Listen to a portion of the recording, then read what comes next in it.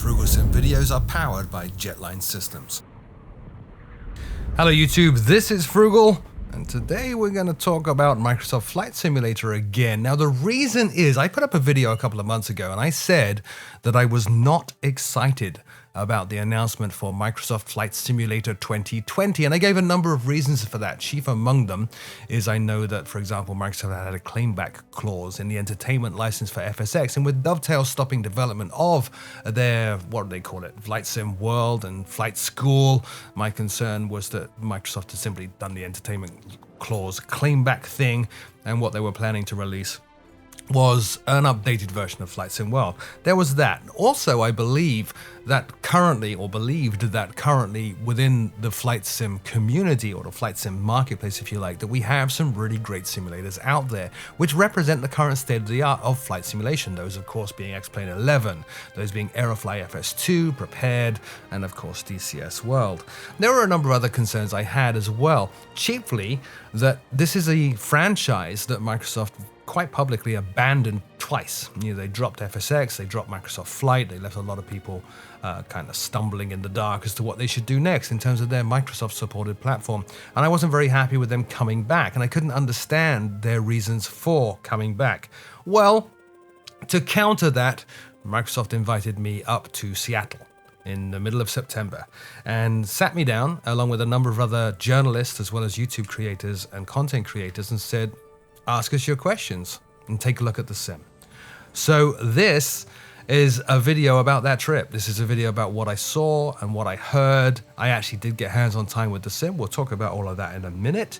But yeah, I was pretty much blown away. So the TLDR of all this is that I was completely wrong in my lack of excitement about the sim. Some of the things I actually said in that video were actually correct, and I'll go over those in a second as well. But overall, the impressions that I took away from that trip and from looking at the sim and going hands-on with the sim and speaking to no less than 5 of the development team working on the new sim is that this is quite possibly the single most exciting and radical shift in flight simulation we have ever seen. So I have hours and hours and hours of notes from the various presentations, and I thought about, how do I present this? Do I sit down and write an article and try to distill those notes into an article and then read you the article? Do I split it over 6 or 7 videos and do the clickbait thing and get a ton of views on the channel? And I decided not to do that. What I'm actually going to do here is I'm going to go in order. So the first day we had a sit-down presentation, as I said, from 5 of the development team going through each aspect of the new sim. So I'm simply going to go through all of my notes as I have them, and I'll try to expand on them and expound on them somewhat. Now, the caveats here are that Microsoft did not allow us to record the sim. Now, don't read anything into that. That's not unusual. With early access press events and press junkets and things like that, it's not unusual for the company to say don't film anything. That's normal, okay? It was a pre-alpha. There were things they didn't want the general public to see that could create a bad impression, and that's just fine. So what you're seeing now is B-roll footage that we were sent by Microsoft. I can attest to the fact that nothing in these B-roll videos differs from what we saw on the screen. It is absolutely stunning. Anyway, the new sim is actually being developed by a French company, Asobo Studios, working with Microsoft. Now, Asobo have been working on this for 5 years. So prior to Dovetail actually dropping Flight Sim World, they actually started work on this quite some time ago. Now, the whole thing started off with a video presentation, a video trailer, if you like, and the trailer showed us a number of key things, most notably a realistic day-to-night transition, so no reloading of scenery or textures or anything like that, realistic weather transitions, massive and significant autogen, which has been a key feature of all of Microsoft's videos about the new sim when they say powered by Azure, and I'll talk about what that means because I had concerns about that as well. I'll talk about exactly what that means in a few minutes. And of course, curved runways, which is a new thing in Microsoft Flight Simulator. Microsoft's key pillars with this new platform were threefold. First, realism. They wanted to produce an incredibly realistic simulation. Second, accuracy in everything. Accuracy from rendering the environment to rendering the scenery to the flight model. And then third of all, authenticity. And again, that kind of ties in with the other things.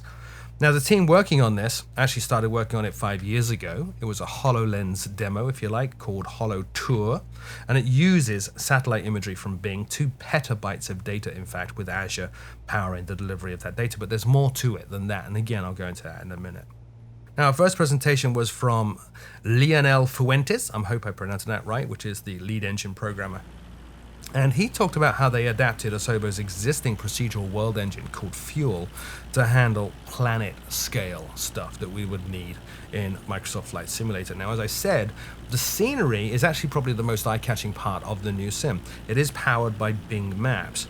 It covers 40,000 airports, more than 400 cities around the world.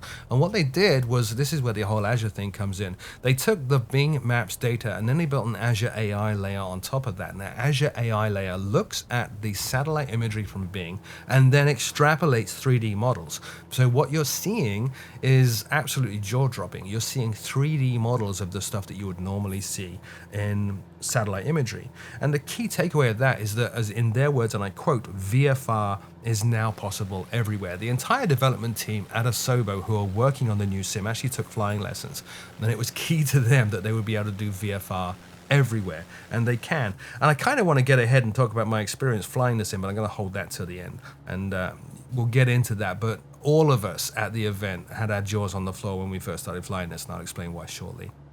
So the autogen, that is being used to develop localized scenery with accurate colors and stuff, and it's augmenting what Bing Maps already provides. So in terms of the Azure AI stuff, they used machine learning to generate 1.5 trillion trees. They use machine learning to generate missing buildings, to improve building generation and make it as accurate as it could possibly be, and also to feed back and improve the quality of Bing.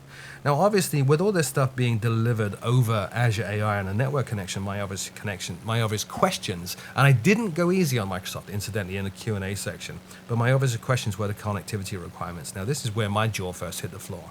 Their connectivity requirements are actually pretty good. They use an adaptive bandwidth system. So there are actually 3 types of scenery in Microsoft Flight Simulator.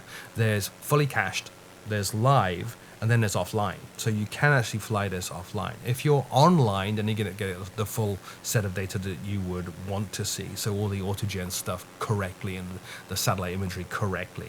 Then you can cache it. You can actually customize within the sim how much cache you use to download an area and then cache that area. If you're flying offline, though, you can use that cache region stuff, but you can also use sort of non-cache stuff, and it kind of generates stuff that doesn't look as good, but you can fly this sim offline. Ultimately, though, what we're talking about throughout the whole thing is procedural generation of that scenery. So the dirt, the grass, the asphalt, water, lights, building details, all that kind of stuff is being procedurally generated courtesy of the experience that Asobo have with their previous products. We then moved on to talk about the sky, and we had a presentation from Asobo's creative director, David, talking about the sky and all the environmental stuff that's going on. They completely rebuilt the sky renderer in this sim from the ground up, producing a brand new atmospheric simulation. Now this is going to get a little bit deep and nerdy, but it's very cool. They are simulating in their atmospheric sim accurate humidity and pollution and how that colors and hazes the scenery as well as the sky and everything you're seeing. They actually have accurate within the atmospheric sim as well. Sun, the moon, city lights. They actually also have a layered atmosphere with different priorities and different particle effects in each. Now, key in this atmospheric sim, as you're going to see, as you are seeing, I hope, from the video that's running underneath this, and you've already seen from screenshots, clouds, for example. Clouds can now be lit by the sun and the ground. So the coloring of a cloud underneath it can actually be based on the lighting that's being emitted from the ground beneath it. It will, of course, cast shadows down. You will see your aircraft's reflection on the clouds as well. In terms of weather, we have volumetric 3D rain. We have rainbow scattering, so you're actually going to see rainbows in this, which is kind of cool. And proper 3D volumetric fog. Now, I want to talk about that briefly. One thing that we get here in Florida is localized weather. So you can have completely different weather system on one street versus another street. And Floridians will be very familiar with that, because you could be driving down the road. You can actually see about a quarter of a mile ahead that it's raining. and you can see the rain coming out of the clouds and all that stuff. We have that in Microsoft's new flight sim. It actually does that, and it's amazing. You could be flying along and not see rain, but see it in the distance, and it will gradually start getting some droplets of water on your windshield, and as you get into the cloud or underneath the cloud, it gets more and more intense. They have a new night engine as well, with a new day and night transition and cycle, but they also have a new yearly cycle. The sun height varies based on the time of year and the location that you're flying in. We also have lights on the ground, as I said, affecting the sky, and realistic reflections of lights as well. I'm actually using PBR rendering to get realistic reflections of lights and realistic reflections of buildings. For example, buildings reflecting on water in the real world are actually darker on a cloudy day than they are on a sunny day. You see more of a silhouette kind of thing when you're seeing a reflected building on a cloudy day. That's in the sim as well. Now, in terms of the actual rendering of all this stuff, they have up to 600 kilometers. I'll say that again, 600 kilometers of view distance on these clouds. So if you're up high enough, you will actually be able to see up to 600 kilometers into the distance, which is incredible. And in terms of the clouds as well, they're talking about 32 individual layers of clouds, each having their own density, their own shape, their own fuzziness. They are simulating updrafts. They are simulating cloud formations. You can see the clouds forming and building. And they also, of course, simulate all cloud types. It's pretty crazy. The sim has live real-world weather, no historical weather. And with the real-world weather, they're actually simulating 60 layers of real-time cloud data and 20 layers of other weather. Now, I mentioned updrafts a little bit earlier. They do also have native support for wind shear, jet streams. They do actually simulate in this atmospheric engine how wind moves and how the atmosphere changes. So if you're flying next to a mountain, for example, you will get a proper, accurate rendition of wind currents based on the mountain's shape and the current weather conditions. It's crazy. Next up, we had Asobo's CEO, Sebastian, co-founder of the studio, come on, and he was talking about aerodynamics, which is one of the areas I'm most concerned about or most interested in. They have improved the core physics engine completely, and they have a brand new aerodynamics sim and a brand new air mass simulation built in, as well as a brand new collision model. That brand new collision model allowing things like sloped runways, proper friction simulation, skidding, and braking of the aircraft as well. They're basically doing more sim steps per second than any Microsoft sim has ever done before, and they have something called adaptive time set for the simulation itself, which basically adapts the simulation of the aircraft to the frame rate. Now, I asked them the question, is this blade element theory, like we have in DCS World and like we have in X-Plane? And their answer was no, but it's also not the standard FSX model. It's kind of something they've come up with on their own, and it's the next generation, I guess, of aerodynamic simulation. Now, incidentally, on that thing, we will talk about the legacy simulation model, so the FSX simulation model. That's still available to them. I'm not sure whether it's going to ship with this, but they included the legacy simulation model so they can compare aircraft performance between old and new. And that's important because what I said in my original video was that there is a claim back clause, or was a claim back clause with the entertainment license, that Microsoft could claim back improvements to the sim. And they did actually do that. But what you're seeing is not Flight Sim World. What Asobo actually got was FSX, heavily modified by Dovetail, of course, and then they had that code to work from and review and update. They threw most of it out, but yeah, they were building on some of the experiences with FSX, but as you can clearly see from the videos, this is nothing like FSX. On that basis, though, it does mean that expansions and add-ons do have some commonality with the old platform. We didn't go into a lot of detail with that, other than to say that there were improvements to the aircraft authoring pipeline, as well as better simulation of things like fuel burn, icing, various load factors on the aircraft as well. In terms of simulating the aircraft themselves, they will simulate up to 1,000 surfaces on an aircraft, and this is why I asked them about blade element theory, because the same thing applies in blade element theory. You take individual surfaces of the aircraft and simulate how those surfaces are performing. They're not doing that, but they do have 1,000 similar surfaces within each aircraft that they can simulate, and it does sound very similar to the way X-Plane and DCS are doing things. In terms of the atmospheric air mass simulation, they have a global 3D fluid simulation. They have volumetric clouds matching the winds. That's important. So you're never seeing, for example, let's say you were in a hurricane You're not going to see light wispy clouds in a hurricane. The clouds and the weather do respond correctly to the weather, the winds around them. They do simulate storms. They do simulate supercells as well.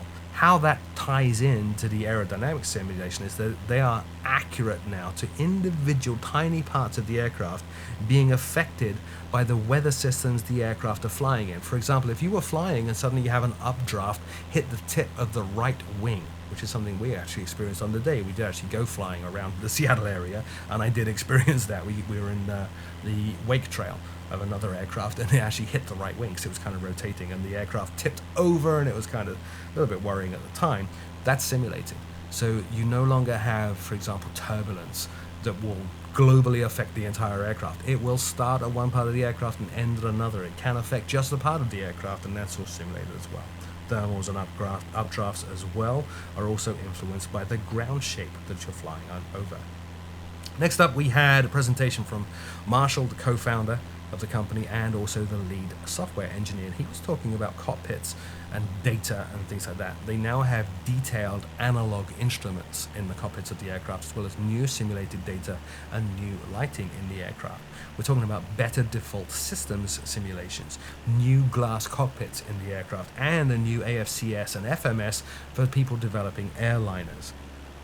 Touchscreens in the aircraft are simulated, that is built into the sim from day one. They also have, and this is very cool, a new checklist system which is interactive. So you can work through checklists either fully manually doing all the steps yourself, assisted where it will point out what you need to do, and the way that works is the camera will actually shift and point at the buttons and knobs and switches that you need to work with, or you can make it fully automatic, which is very cool.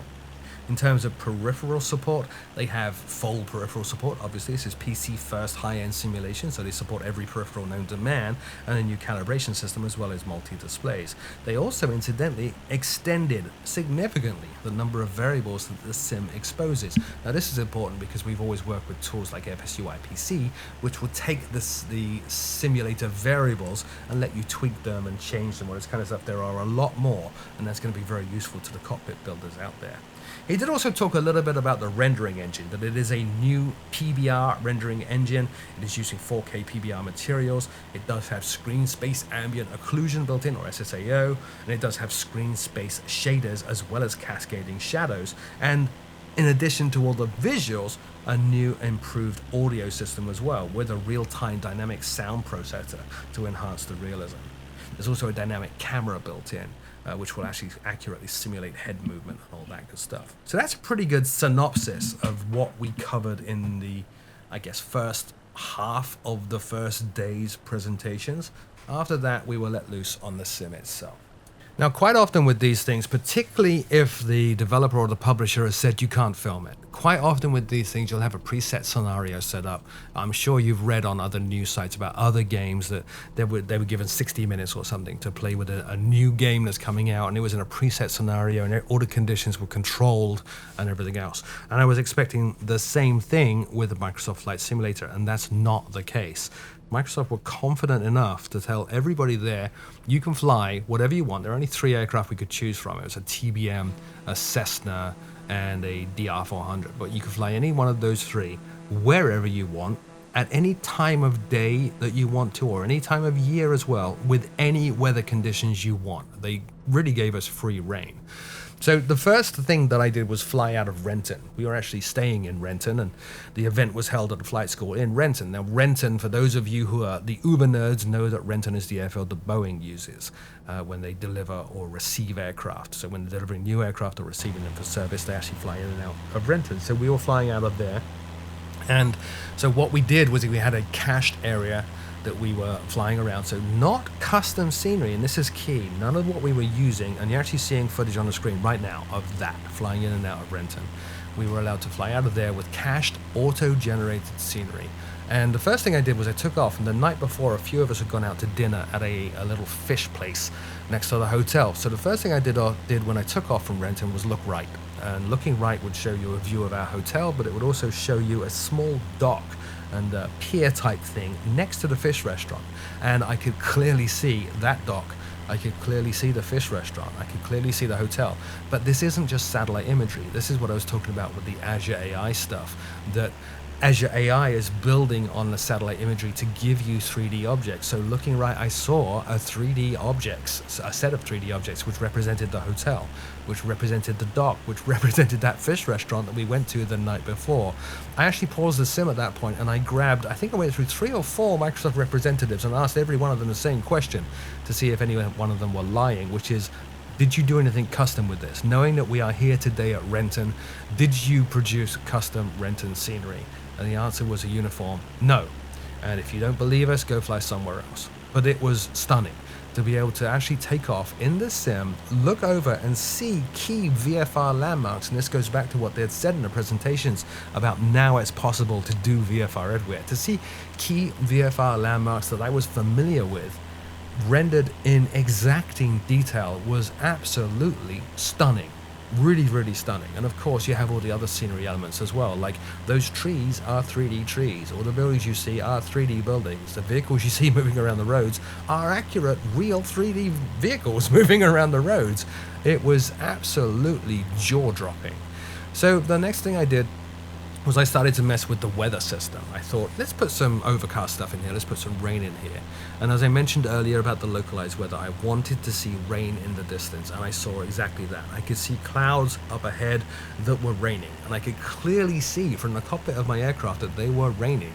And as I flew closer to them, I started to get droplets of water on the windshield, proper droplets, none of the weird kind of 3D warp effects that we get from Star Trek and FSX, but proper 3D droplets on the windshield, and they would run according to the wind and the direction I'm flying and all that good stuff. But as I got closer and closer to the system, the rain would increase, the sound would increase, and eventually I was getting thrown around and there was rain all over the windshield, and it felt very, very accurate. So talking about feeling very, very accurate, I took a couple of the aircraft, the Cessna and the DR-400, took them up to a couple of thousand feet, at which point obviously the scenery got even better, absolutely stunning with the atmospheric scattering effects and everything else. But then I tried stalls and spins, and to my amazement, to my absolute amazement, these stock aircraft in a stock sim performed exactly as they should.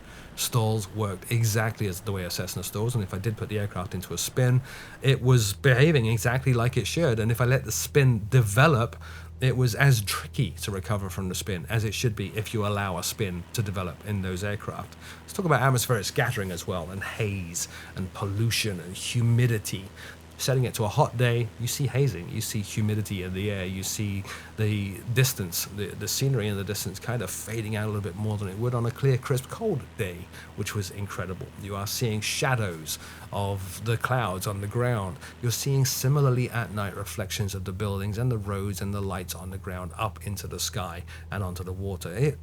I can't emphasize enough how absolutely incredibly blown away I was with the whole flight experience.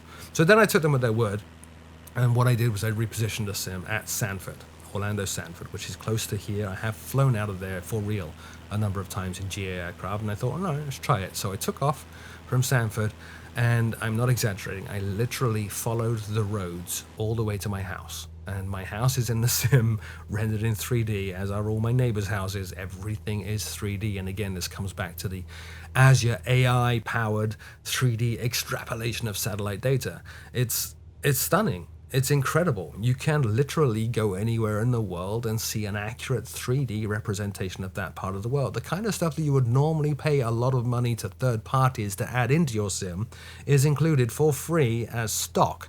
It's nuts. There were obviously some parts of the world that were better than others. We were playing, and the videos you're watching are all pre-alpha. They're very, very early stage. So obviously they hadn't got the whole world covered just yet. The sim is not finished just yet. So we did find in some of the less well-developed parts of the world, the scenery was not as accurate as maybe it should be. But by and large, where we were flying in North America, and then I took it down to southern England, everything was exactly as it should be. And it wasn't straight, flat, ortho terrain. It wasn't ortho photos. It didn't have that nasty effect of the closer that you get to the ground, the more washed out and blurry it looks. You get close to the ground, you're going to see 3D accurate buildings, as you can clearly see from some of these videos here. It was stunning. I actually spoke to the product manager at Microsoft about it as well, and he asked me what I thought. And I was brutally honest. I said what I expected to happen at this event was that I would go to the event and I would enjoy Microsoft's hospitality and play with the sim and go flying for a bit. And then I would come home and I would make another video tearing them to shreds about even considering getting back into the simulator space. And that's not happening. I was blown away. I've never seen anything like this, to be honest. This is the next generation of flight simulation. There is nothing out there currently that comes even close to what this sim platform does. So after all that, we did have a Q&A session, and we were given an hour to ask questions. We did actually run out of time, which was a bit disappointing. Would have liked to have asked a few more questions, but I did give them a hard time at a lot of stuff. I did ask them again about the blade element theory. It's not blade element theory, but similarly, it's not lookup tables like they had in FSX, so you're not getting that flying on rails feeling at all. We asked them about VR. They've said no, VR will not be in there at launch. Maybe later on, that it's perhaps a longer-term goal. Asked them about pricing. What's this going to cost? They're not prepared to comment on the pricing yet at all, which is understandable. They were asked by somebody else, is this going to be a subscription model? And they weren't prepared to answer that either. Asked them, of course, one of my big concerns, third parties. What's going to happen with the third parties and the communities? They were extremely open about that. They are talking to the third parties that you would think they are talking to. I'm not going to mention their names. I don't think I'm allowed to, but they are talking to third party companies. They are involving them. They are getting them on board right now. Asked them about the FSX base. The new sim is built on FSX. It is the claim back clause. They are using FSX with its enhancements from Dovetail, but as I said earlier, they did largely throw all those things out and rebuild them, and I think the results are self-evident. Have seen in a couple of videos and screenshots of the new sim as well what looks like RTX and ray tracing, and that's important because if this is an RTX-based product, that means you need a very, very, very high-end PC. So I asked them about that. Is it RTX? No, it's not. It just looks like it. So they're not limiting this to just the select few that have a 2080 Ti graphics card in their machine. It will run on lower end hardware just fine. It simulates stuff that looks a lot like ray tracing, but is not ray tracing. At launch, it's going to be DirectX 11, not 12, maybe 12 at some point, but right now, as I said, they've been working on this for 5 years. It's DirectX 11. One of the guys there uses 3 screens, and he typically has a different view on each screen. He did ask about that. Do we have planned support for different screens? Now, this is important as well for the cockpit sim builders, the sim cockpit builders who build their replica 737 cockpits at home.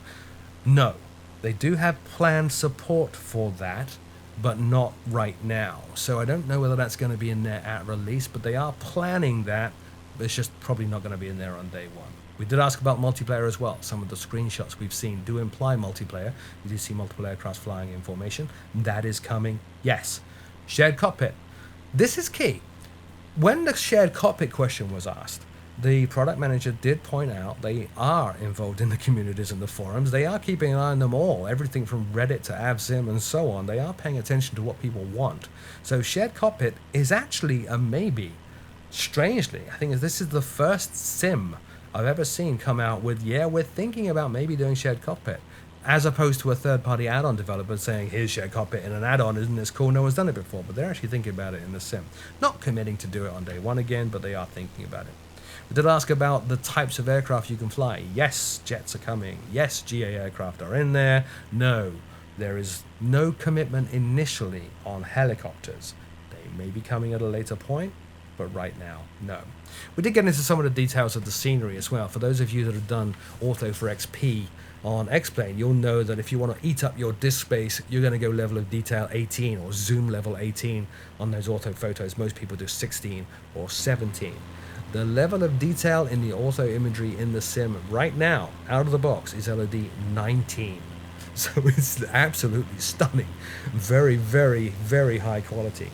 So other than that, other questions that were asked from me in particular were the concerns that I have in the video. You guys aren't committed to the community, right? You're not involved in the community. Why are you back here? What's going on? They are absolutely committed to the community. They will be making, as all of you have already seen, if you sign up on FSX Insider, or Flight Sim Insider, I should say, that you can sign up to get access to the alpha, and they're going to make that available at some point. Didn't give us a date on that, but they are committed to the community. They are committed to taking feedback. They have been taking feedback. Microsoft Flight Simulator is actually the longest running product franchise at Microsoft, and they are dedicated to actually getting back into it. I did ask them what's going to happen if the servers get turned off. Obviously, they told me they don't plan to turn the servers off. It's going to be fine. But we did cover that as well with the 3 levels of scenery that you have. That there is an offline mode as well that you can fly with just fine. You don't need to be connected to Azure servers to get your scenery to go flying. It just makes it a lot better. Incredibly better. But basically, yeah, I didn't make a ton of notes on this part, and I probably should have. But the basic feeling I got, and I was talking to the other creators about this as well, is that Microsoft were, first of all, uncharacteristically open. No questions were off the table that we asked them. They didn't refuse to answer anything. They did say if they didn't know the answer that they didn't know the answer. If they hadn't made a decision, like on pricing or on PC specs, yeah, they haven't decided PC specs yet. They did say, we haven't decided these things yet. We haven't made a decision on these things yet. But beyond all that, Microsoft's product manager was extremely open and did say they are very, very, very committed to the platform. They are very committed to the community. They are extremely committed to this being a very hardcore flight simulation for PC first. Yes, there is an Xbox version coming, but it will be a port of the hardcore PC flight simulation that we all know and love and we're hoping for and hopefully expecting any new sim to be. So that's great. Now, I guess the summary of all this stuff, you know, you've already heard it from me on this video. I was wrong. The concerns that I had in my initial video were completely wrong. The expectations that I had of this new sim, of sitting down and flying this new sim, were completely and utterly destroyed. This is a massive shift in simulation. You've not seen, and I had not seen, another flight sim product do the things this was doing, like in simulating wind currents over a hill, or simulating updrafts affecting just a part of the aircraft, accurate simulation of storm cells, simulation of rain effects and rain in the distance, the draw distance going up to 600 kilometers into the distance. You know, none of these things I had seen properly done in a stock sim ever before. It really is the next generation of flight simulation, and I'm incredibly excited. And to be honest, I gotta say I was blown away by just how open and accessible Microsoft were at this event to all of us in answering our questions and letting us do whatever the heck we wanted to do. It's absolutely stunning. So that's it. That's my wrap up of my preview of Microsoft Flight Simulator. As I said, I don't know when the alpha is going to be available to FSX or Flight Sim Insight. I don't know what they're calling it, but I don't know when it's going to be available to the wider community. Hopefully soon, and you will all be able to see what I saw and go, you know what? He's right. This is pretty crazy. I was blown away. I hope you are too by the videos that you've seen. You've hopefully seen a lot of footage in this video that you've never seen before. Thanks, Microsoft, for sending that over. It was a shame that I couldn't film it at the time when I was sitting in my little booth flying the sim. There were so many times I wanted to grab a camera or hit the record button and go, guys, look at this, but I actually just really couldn't. Oh, one other thing I did miss out in this summary. They have I mentioned real-time day and night cycle. It's a bit like X-Plane. You can actually pop open a slider and slide the time of day, and the sim will update realistically in real time as you move that slider, kind of like pressing Shift K and Shift L in X-Plane 11. It's crazy. Anyway, that's it for me. Leave me a comment in the comment section below. Let me know what you think. My name is Frugal, and I will see you all very soon.